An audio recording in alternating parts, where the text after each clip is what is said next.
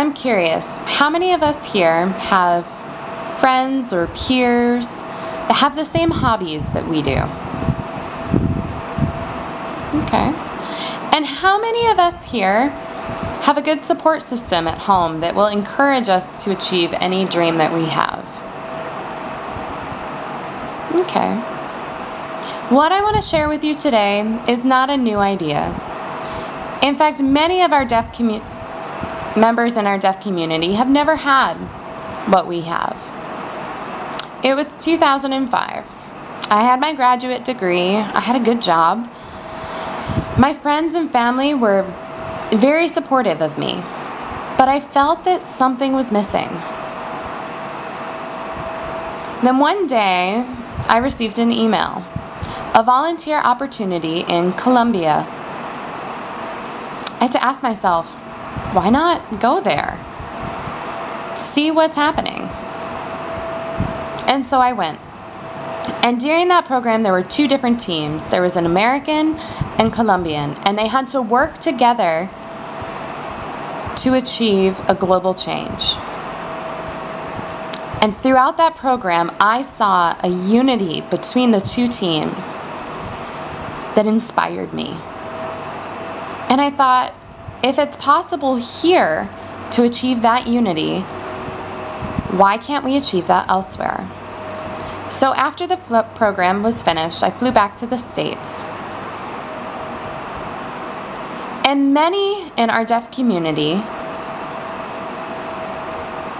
have experienced limitations, limited resources, limited educational opportunity, and limited social interactions.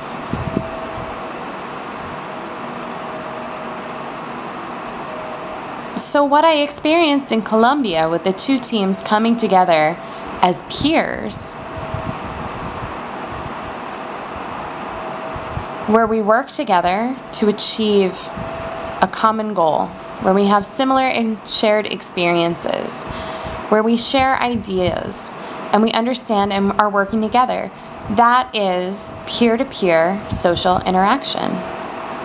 In that peer-to-peer situation, we have the power. I'll give you an example. Today, why are you all here?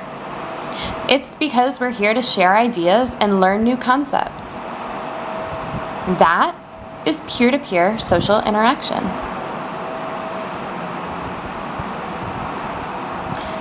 When I came back from Colombia 3 months later, some friends and I were thinking about how we could recreate that experience. We were hungry for it. We wanted to inspire global change. We're thinking the deaf community needs that. So my friends and I were coming up with some visions, and it was possible to see that together we all wanted the same thing. Before I get too in-depth with our vision, I want to share with you some numbers that are very important for this conversation. 278 million people in the world have some kind of hearing impairment. Many of them live in developing countries.